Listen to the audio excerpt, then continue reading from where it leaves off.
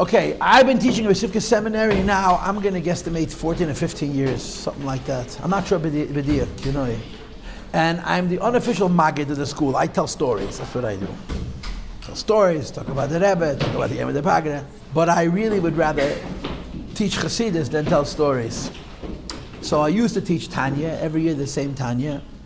And last year the school gave me an option to teach Maamerim twice a week to the same group of girls. Could you imagine?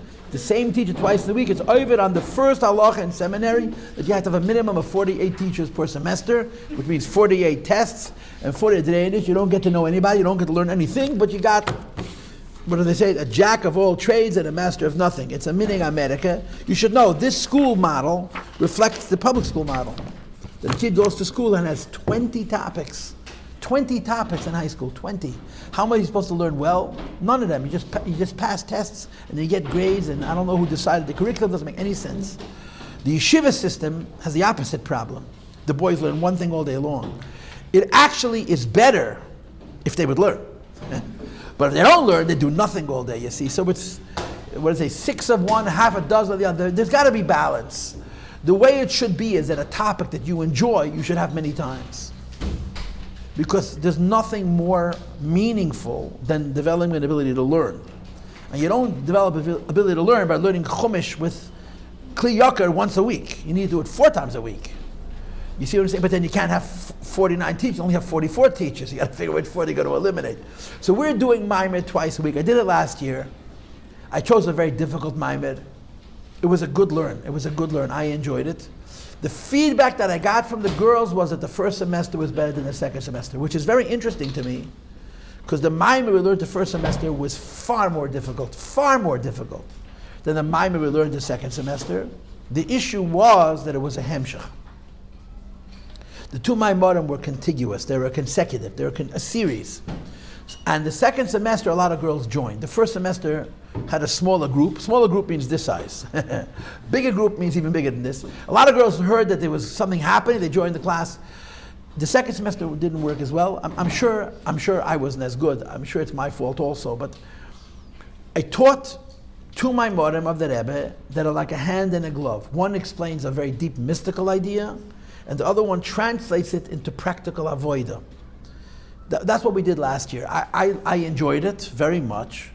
And this is the feedback. The girls enjoyed the Erein Seif more than the Torah and the Tefillah. I found that very interesting. I'm no good at repeating. I'm no good. I'm just no good. Some people are very good saying the same speech over again. I get boring.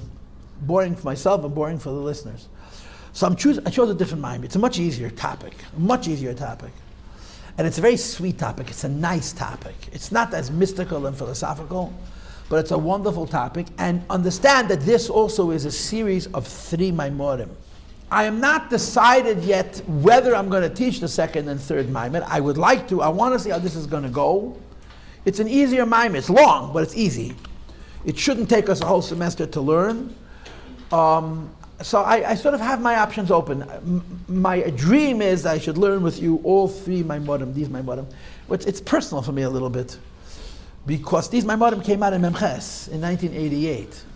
I got married in the very, very beginning of Tov Nun. So I actually, during my Sheva Brachas, chazed these Maamerim. I memorized these Maamerim, and I said them over, all 3 of these Maamerim.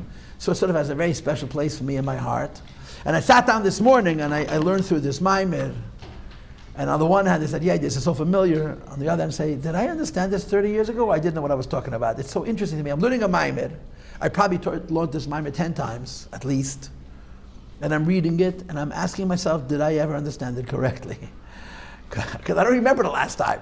I probably did, but it's just, every time you learn it, it's like beautiful, it's new. I'm going to tell you up front what the topic is. It's a fantastic topic. And again, just bear in mind that this is the first of 3. So this is going to evolve.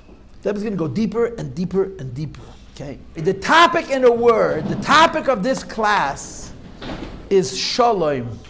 Is peace. That's the topic. Write this down. The topic is Shalom, is peace. It's a very beautiful topic. It's very involved. In Chassidus, there's a lot of discussion about peace. And this Maamer, this series of Maamerim, which the Rebbe said in Tafshin Mem Aleph, 1980, Tafshin Mem Aleph, that means when we're going to be learning, it's going to be a 45-year-old Maamer, was a series of Maimarim where the Rebbe developed the topic of peace profoundly, deeper, and even deeper. 2 of the 3 Maimarim are actually the same Dibur Masal, Podoh V'Sholom. The first one is Podoh V'Sholom, the third one is Podoh V'Sholom, the middle one is V'chol B'nayach L'midi Hashem. So let me tell you a rule. Now this rule is not a cardinal rule, it's not an absolute rule, but it's a pretty precise rule, okay? How many Maimarim Podoh V'Sholom are there from all 7 Rebbeim, from the Alter Rebbe till the Rebbe? How many Podoh V'Sholoms are there? If you said 100, it would not be an exaggeration. There's probably 100, maybe more. The Rebbe alone probably has 25 Podoh V'Sholoms. Because there's so many reasons to say them. Tes Kislev and Yutas Kislev. And if you need, Yud Beis Tammuz. There's a lot of Podoh V'Sholoms, a lot. Many. And Biklal, the Maimar and Podoh V'Sholom go into 2 groupings. They go into 2 styles. And the way I understand it, and I'm saying the word I with emphasis, is the difference in the 2 Podoh V'Sholom groupings are you learning what's called the Mittel Rebbe's Podoh V'Sholom or the Tzemach Tzedek's Podoh V'Sholom? What's the difference between the Mittel Rebbe and the Tzemach Tzedek? Now what I'm about to say, I shouldn't say, and it's wrong, but I'm going to say it anyway because I'm in a funny mood. The Mittel Rebbe speaks Chassidus. The Tzemach Tzedek speaks Chassidus with Nigla together. The Mittel Rebbe speaks Chassidus. The Tzemach Tzedek's Maimarim is a hybrid of Nigla and Chassidus together. So the Mittel Rebbe's Podoh V'Sholom Nafshi Mikrov L'Kibrab B'Hayimadi goes on the Pasuk. On the Pasuk. Chassidus B'chlal goes on Psukim. The Tzemach Tzedek's Podoh V'Sholom goes on the Gemara. So the Mittel Rebbe's Podoh V'Sholom is Podoh V'Sholom Nafshi Mikrov L'Kibrab B'Hayimadi.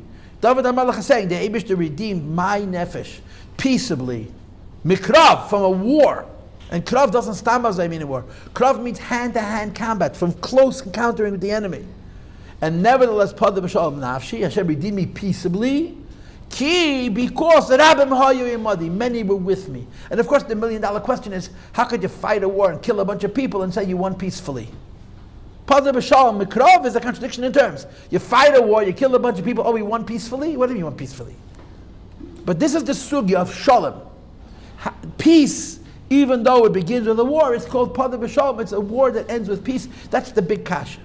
So the Mittel Rebbe's Maamer goes on the Pasuk. It speaks about Shalom. The Tzemach Tzedek goes on the Gemara. And the Gemara says, Kol ha'osek b'Torah, u'b'gemilas chasadim, u'mispalel l'matzibur, if you learn Torah, and you give tzedakah, and you daven with a minyan, Ma'ala ni alav, the Eibishter says, Amar HaKadosh Baruch Hu, the Eibishter says, Ma'ala ni alav, I consider it ki'ilu as if Pada'ani you redeemed li u'labanim, me and my children, bein umas ha'elim from the nations of the world. So the Tzemach Tzedek goes on the Gemara. Now the Gemara also is peace. Why? Because peace always goes in 3.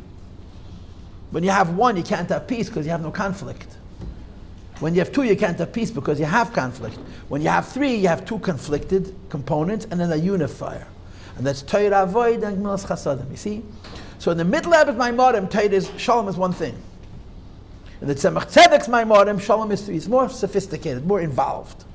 So if let's say for the sake of argument, there's 100 Maimarim Podoh V'Sholom. So a bunch of them, I can't tell you percentages, are on the Tzemach Tzedek. The Gemara is not quoted.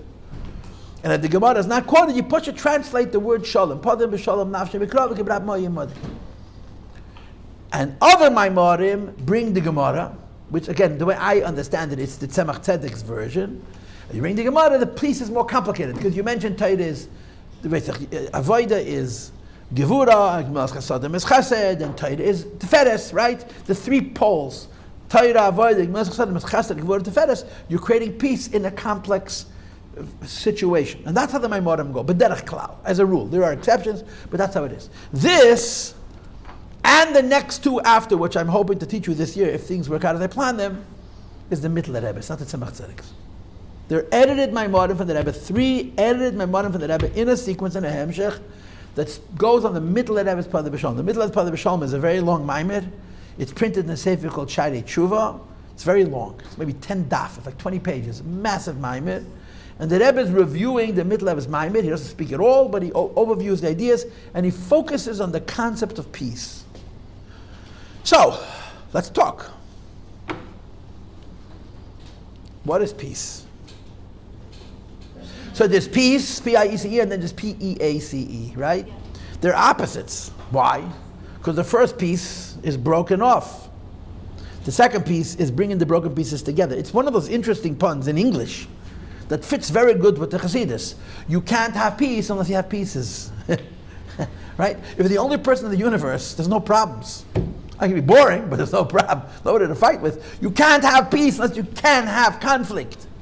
So peace, meaning apart, and peace, meaning bringing different parts together, it's one of those puns. It's a very Chassidish pun. It just works. It works up Chassidus, and it works very, very precisely. You can't have shalom if there's no machlokes. Now, machlokes doesn't have to mean a fight. Machlokes can simply mean a division. Machlokes means to divide it up into pieces, right? When the Kohanim worked in the Beis Hamikdash, they divided up the food amongst themselves. The Hebrew word that is used to denote the distribution of the kachim for the Kohanim every day in the Beis Hamikdash is machlokes. Machlokes means they fought about it, they just divided it up. So you can't have shalom, if you don't have more than one, you can't have peace. Peace can only exist when you have differences, when you have conflict, when you have separations. Now, let's talk about peace in the most elementary level. In other words, a mamish on the most basic level, which is before Yiddishkeit. It's even maybe before common sense, right? A friend of mine once told me, I asked my friend, what's going on in this city? How are people getting along? He said, yeah, it's okay. There's underneath the surface, people don't get along, but outside everyone behaves. And then he tells me in Yiddish, you're always better off with a false peace than a true war. It's fake. What's peace? What's peace? Right? What's the United Nations screaming peace? Israel has to stop fighting with Hezbollah, has to stop fighting with Gaza. Right? What does the world care about? That they should stop killing. Who's right and who's wrong doesn't matter. Who wins and who loses doesn't matter. They should stop killing. Now what's the answer? The answer is if Israel stops killing today, they're going to have to kill tomorrow more than today. And if Israel had done what they're doing now, 30 years ago, it would have been quicker and easier and been less loss of life. So the world doesn't care about the truth, cares about, like you said, the looks, how it looks. Two people are fighting, you walk into school and two kids are beating each other in the playground, you want to separate them. Now one of those kids is a sweet little boy, the other kid is an obnoxious Joshua, but two kids are fighting. And it often happens that you don't mean to, but the victim becomes victimized again because you're trying to help him. It's called a falsha shalom. Just stop fighting, right? The code word is, for those who don't speak English, cease fire. Just stop shooting. Now, cease fire really means build up more bombs, get more soldiers, so you can kill each other better tomorrow. But now we're not fighting, so we're happy. Because, peace. It's called a falsha shalom. It's a false peace. Now, false peace can hold. Sometimes false peace can hold for a very, very long time. Okay?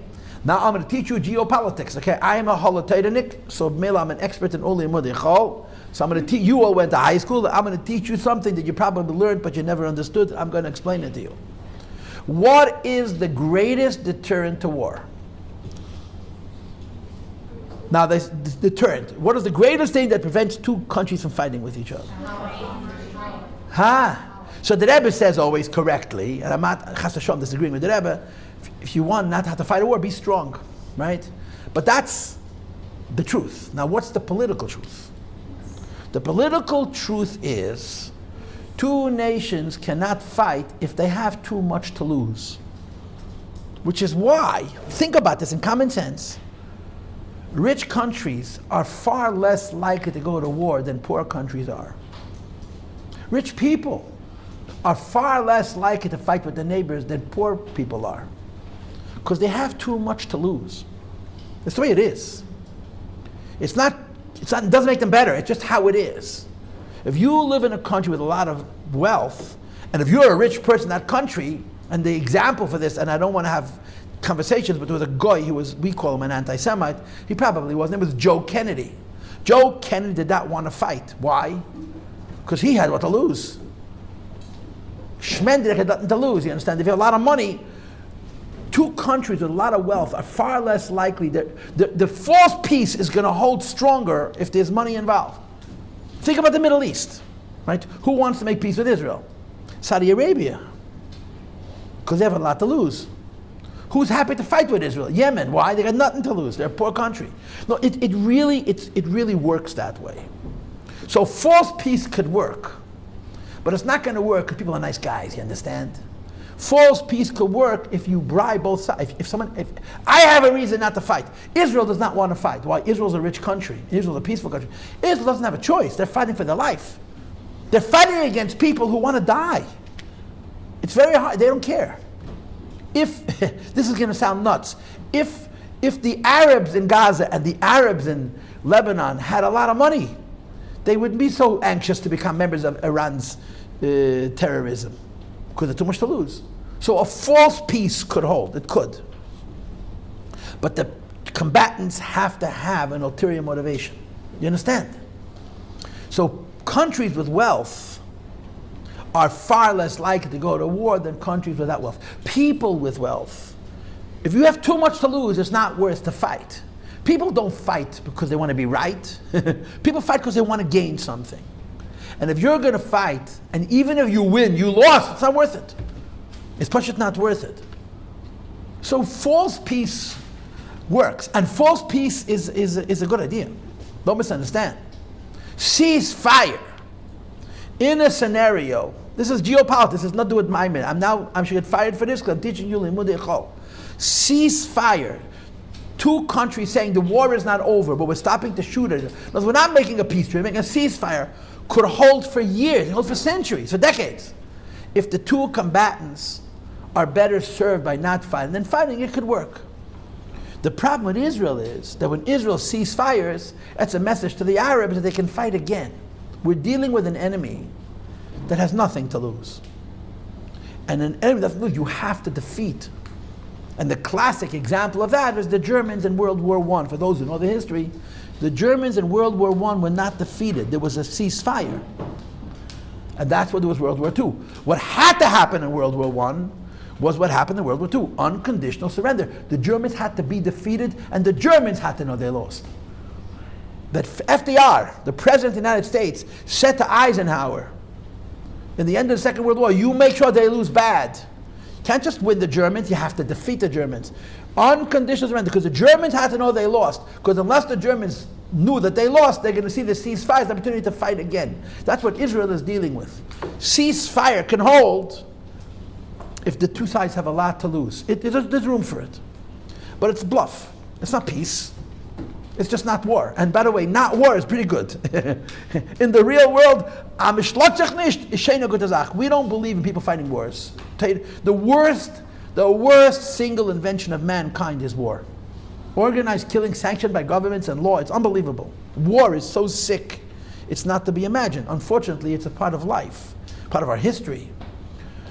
But a false shalom, if it holds, is good. If it doesn't hold, then nobody gains. What's true peace?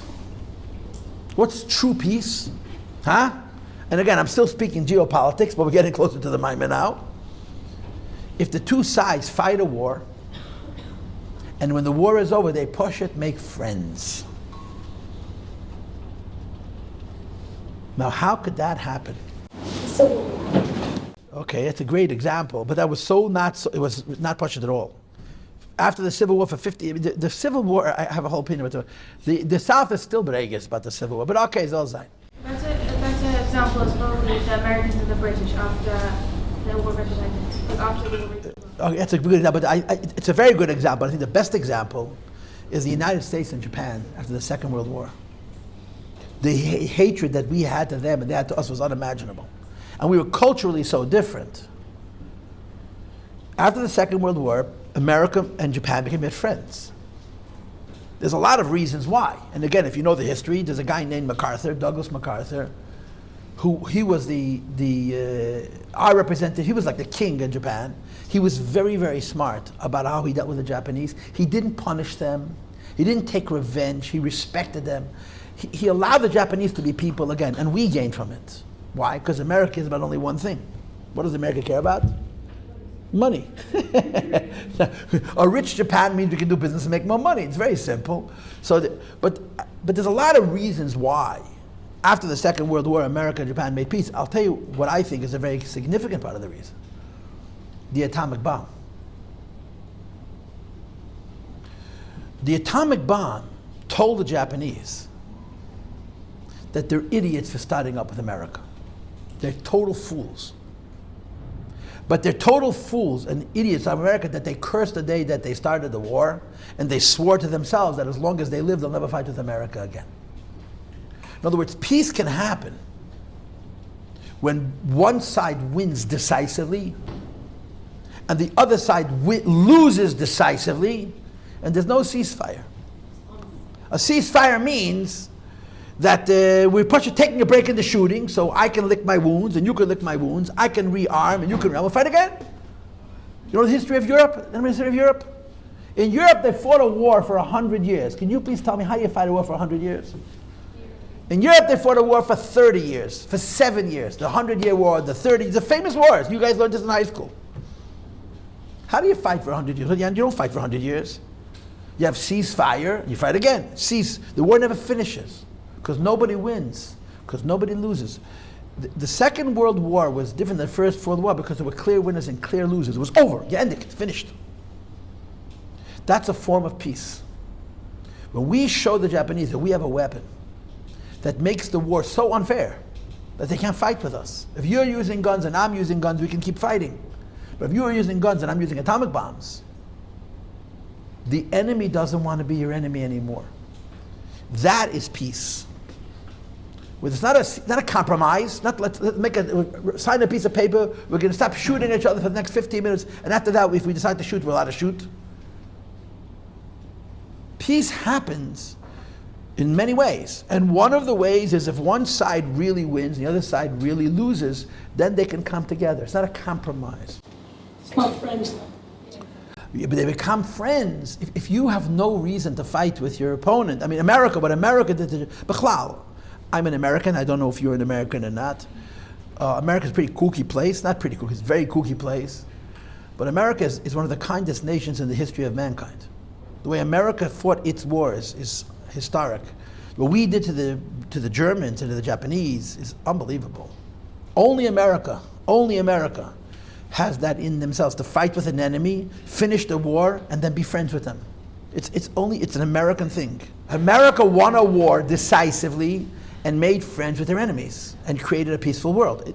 America doesn't get nearly enough credit for the whole peace in the world. It's not Europe. It's America, because Americans are good people. That's my opinion. I still hold it. They're still crazy and stupid, but good. The Europeans are smart, the Europeans are normal, but they're vengeful. They don't forgive, they don't forget.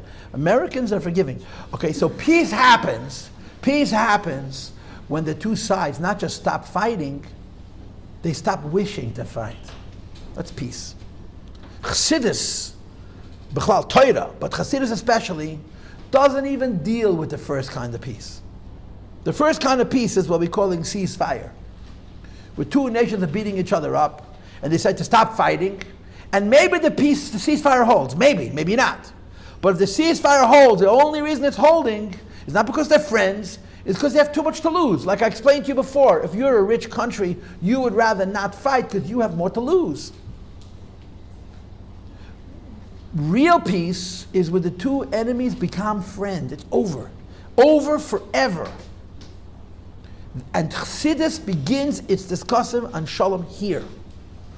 Podoh V'Sholom means that the war is over, not in the kind of way that tomorrow you're going to fight again. That's not Podoh V'Sholom. You fight a war, the war is finished, and it's not happening, it's over, finished, ended. And on a very practical level, that explains Mikrav. You fought a war, the war finished, and even though you fought a war that was so vicious and so bitter and so personal, when it's over, it's Podoh V'Sholom. Podoh V'Sholom means this war will never be fought again because the combatants are not enemies anymore, whatever the reason is. So I just described to you two ideas. Maybe it wasn't clear, but I described to you two ideas. Stopping a war in a way of compromise, which is also called peace, and it's also a good thing, but it's not real peace, it's phony peace. And stopping a war in the kind of way where the war is mamish over. In the minds and the hearts of the combatants, they're not fighting. That's real Podoh V'Sholom. Now the way the Maamerim talk about Podoh V'Sholom is, they go higher and higher and higher and higher in this idea of Shalom. Okay? So, as we learn this Maamer, we're never going back to ceasefires, okay? We're ceasing with the ceasefires, you understand? I said this to you preliminarily. I gave you the introduction of false peace, but it's not coming up again. The Maamer is Torah. Torah speaks in ideal terms, in real terms, in absolute terms. Torah speaks about only peace that's real peace. Real peace means where the fight is not suspended for a time, the fight is finished forever. That's Taich Podoh V'Sholom. In this Maamer, there's going to be levels in Podoh V'Sholom. In other words, how much peace is there? How unified have the two combatants become? That becomes the issue of this Maamer. If the baseline, if the beginning of it is two sides are fighting and the fight is, not they're interrupting the fighting, but the fight is over, that's Podoh V'Sholom. In this itself, there's going to be madregas upon madregas upon madregas upon madregas. Does anybody wish to ask any questions or make any comments? Does that mean compromise in life is not good and not the way to go, and someone should aim for like true peace without compromise? I think compromise is a very good way to go. But compromise cannot be the kind of compromise which is simply delaying the inevitable. If you make compromise, and the cost of that compromise is, tomorrow you're going to make a second compromise, and the third compromise, until you're going to be so sick of compromising that you're going to hit the guy with both hands and both feet, that's compromise you shouldn't make. Compromise is very important. I said a false peace is good if it could work. Of course you want real peace. But if compromise works, it works. Eretz Yisrael, using Eretz Yisrael as an example, they don't have a choice. Because their enemies are not going to let them. They're just not going to let them. Israel has to defeat them like we defeated the Japanese. They have to curse the day they started up with us. Not just Hezbollah, not just Gaza, Iran. Because it's not going to end till that happens. Everybody understands it, but nobody likes it. Because it's not nice when people fight. But letting this thing fester like a cancer has gotten us to this point. But compromise is a very good idea. But compromise could lead to true peace? Compromise, that's tricky. But I think over time, compromise can lead to true peace. In other words, if people make a ceasefire in a war, and they have too much to lose, so they don't fight again, the chances of the combatants making peace is not great, but their children can. In other words, if you hate somebody deeply, you can't sit at the same table with him. But your kid doesn't hate him so deeply. He didn't get killed by him. You understand what I'm saying? So it could lead to real peace. It just takes, practically speaking, it takes time. Okay? Any other questions or comments? We're good? We're good, or what's this rabbi talking about? I know class I'm taking. Geopolitics or Chassidus? If someone wins me, if I fight with someone and like he wins, like whatever, he wins the fight, I'm not gonna love him. You're not gonna love him. I'm gonna hate him. You're gonna hate him. But what if after you finish fighting and you put down your weapons, he treats you with respect? So you're going to say, why are you being treated with respect? Why are you being nice to me? You're tricking me? He says, no, if you're not going to fight, I'll be your friend. That changes it, right? Goyim understood that. Goyim, you're not an American, right? You got an accent, right? You're not an American. After the Second World War, there were people who wanted to make Germany into a farm. They wanted to make Japan, there wouldn't be a motor car. America made those countries strong. And that's how we became friends with our enemies. You understand what I'm saying? It takes time. But you have to mean it. You can't bluff. And of course, Americans, in all these wonderful good things that they do, one thing is for sure true, they made a lot of money. Okay, now girls, I want to say what I just said in more Hasidic language, okay? I spoke to you very down to earth.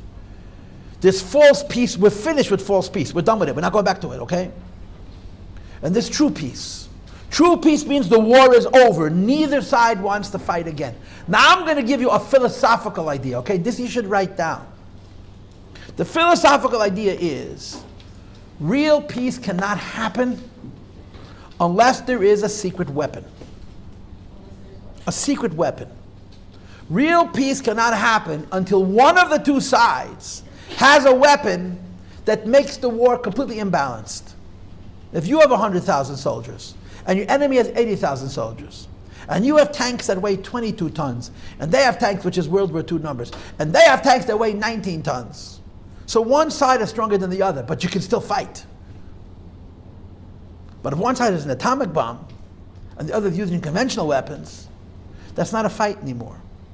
For there to be real peace, there has to be a real imbalance.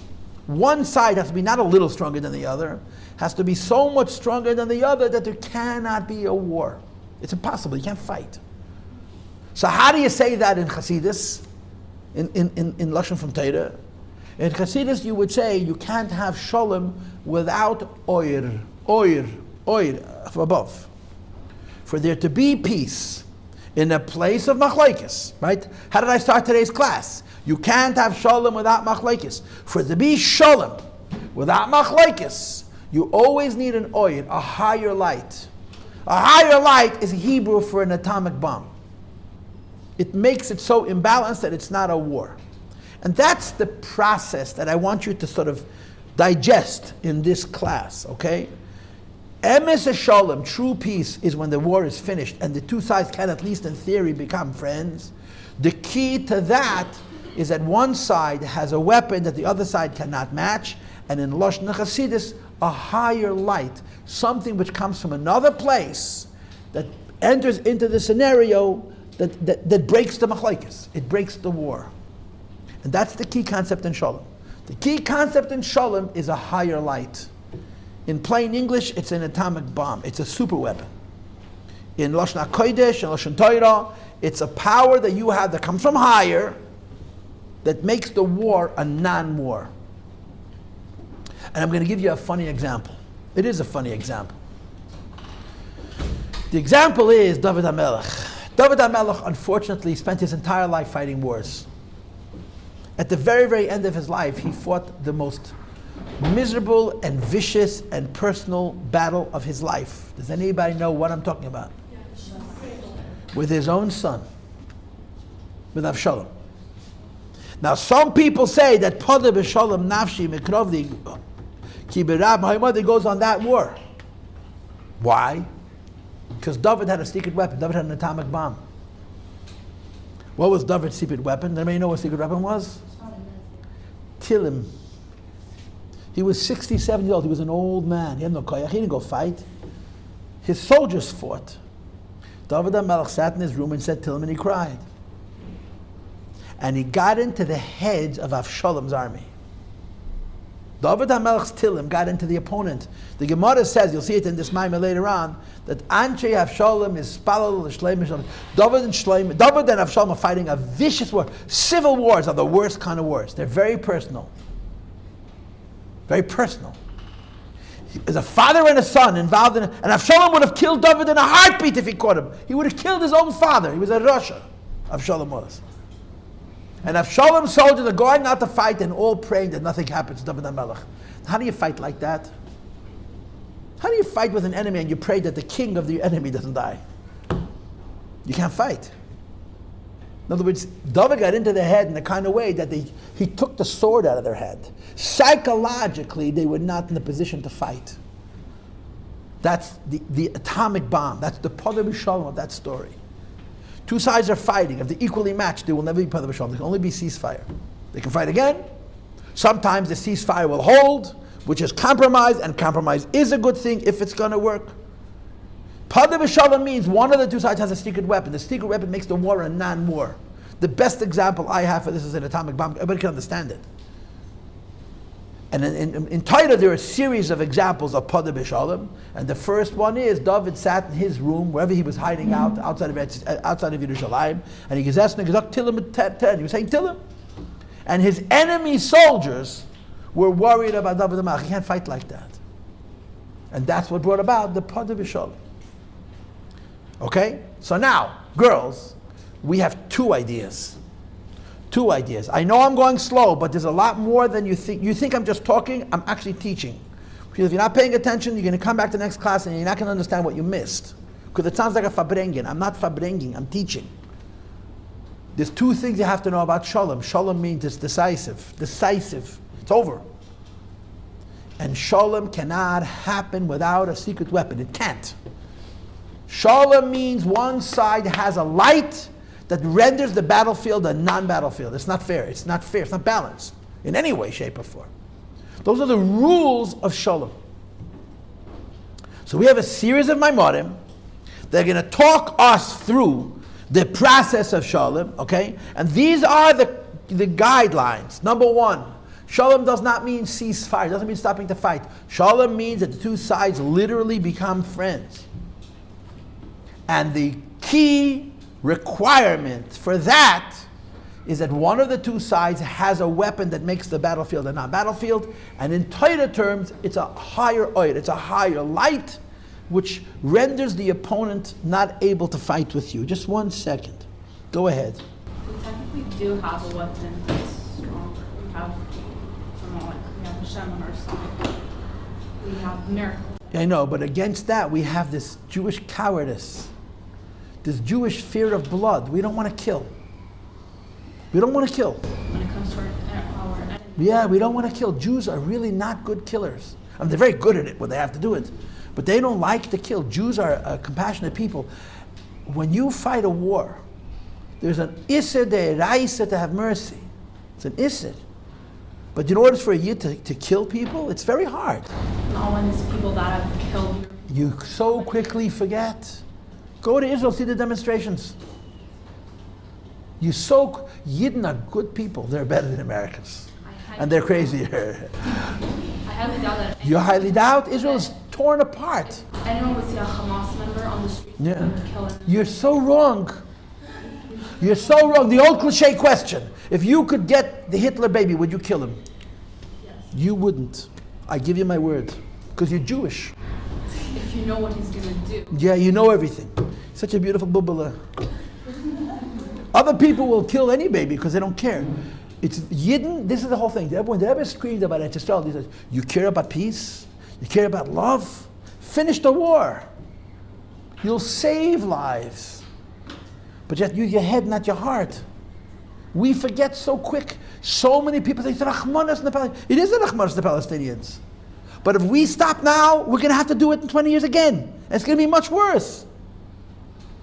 And we keep making the same mistake.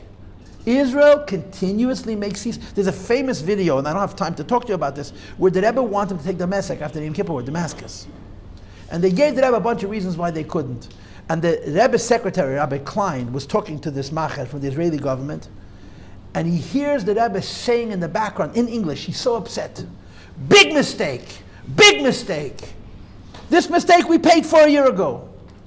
50 years ago, Israel didn't finish. You have to finish.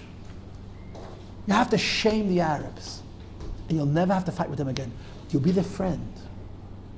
But you say, let's be nice. Everything must be nice. You're setting up the next war. It's so hard for Yidden to do that. Because we're compassionate people. But it's wrong. It's wrong. More Yidden die and more Goyim die. But trust me, it's a test. I'm so surprised how long Bibi has been fighting. You know what the pressure that he has to stop this fight? There's so many Israelis say, forget about it, we can't kill anymore. It's not about 1,300 hostages. It's not.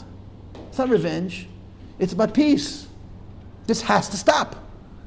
The day this war is over, Hamas is going to announce that it won. They're going to say they won. If there's one Hamas guy alive, he's going to hold up a flag and say, look, we defeated the Israelis. And he's going to believe it. That's not allowed to happen. They have to say, I'm sorry I started up with you, put the tail between the legs. And Israel has to make them do it. It's very hard for Jews to do that. It's very hard for Jews to do that. But this is how this ends. And everybody gains. The Arabs gain. And this is what the Rebbe said, you have to be strong, you have to be tough. Imagine a Rebbe talking about being tough and strong, killing people. Doesn't sound right? But it is. Because that's how it finishes. Anyway, no more geopolitics, yeah? Go ahead. But the atomic bomb, it's not even about being stronger, it's that no one wants to mess with another country if they have the It's the same thing, my friend. It's exactly the same thing. It's just different words. That's the point. Go ahead. Does this also apply like non-Like in a regular, like we're having like this? Yes? Because it doesn't seem like the weaker person ever, like they don't have the responsibility to do this. Well, responsibility is one word. Opportunity is, you're right. You see, when people fight, people get stuck. In other words, you even forget why you're fighting. You're just fighting, and you can't give in. Every situation is different, but it's true. The ability to end a fight in a way that the two become friends lies with the one who's stronger. It's true. It's not like fair. It's, my friend, you should be in my house for 15 minutes. Fairness ends in nursery, not in kindergarten, if you're lucky. Fairness is the biggest lie. We live in an America that's screaming the whole day, you have to make things fair, and they're destroying our country. There's no such thing as fairness. Fairness doesn't exist. There's right and wrong. If you're the weaker person and you want to make peace, can you? No. You can try. You can't. Only if you want it and you can become stronger. If you show weakness, it's going to get worse. It's very tricky. You can walk away, you can make compromises. You're right, what you said is true. That to make peace in the way that the two enemies become friends is on the superior partner. It's true. Okay, now girls, I got to teach you something, right? So I told you two things today. I guess I had three things. Number one, there is a place for compromised peace, which is not real peace. Torah does not discuss it. Number two, real peace is where the two enemies become friends. And number three, for that to happen, one of the sides has to have a weapon that renders the war a non-war, and then there can be peace, okay? But I also told you, you can't have peace unless there's machlekes. You can only have peace when there's division. In a universe where there is only God, there can't be machlekes. So let's think about this in religious terms. You have a Yetzer Tov and Yetzer Hara. You have Kedusha and Klipa. That's the ultimate war. What's Podoh V'Sholom Nafshi Mekrov Liki B'Rabim Hayamadi between Yetzer Tov and Yetzer Hara, between Kedusha and Klipa and all of that? So I guess on some level the answer is when you become a tzaddik. Right? How do you become a tzaddik? You have a higher light. Until you become a tzaddik, every ceasefire is simply waiting for the next fight. So in us, there is a scenario of machlekes, which is never going to end in shalom. That's a beinani. And in us, there's a scenario we can have Podoh V'Sholom, which is the madrega of tzaddik. And the same is true in our relationship with the world. The world around us is full of klipa. Some klipas we can correct, some klipas we have to stay away from. In our struggle in this world, what is Podoh Mitech Machlekes and what is Podoh Mitech Shalom? If we're fighting with Elam Hazeh, we're struggling. The world tests us, and we're affected adversely by the tests of the world. As long as we are still tested by the world, even if today I won, that's not Podoh V'Sholom. That's Machlekes. Podoh V'Sholom means that I make peace with the world. The world becomes my friend. And this, girls, is the reason there's levels in Shalom. There's madregas in Shalom. How powerful is your atomic bomb? How transcendent is your light from above, which is the basis for the peace? How comprehensive is the consequential peace? In other words, how one are the two sides becoming? And there's levels in it. You follow? Okay, so I'll see you on Thursday, Mr. Shem.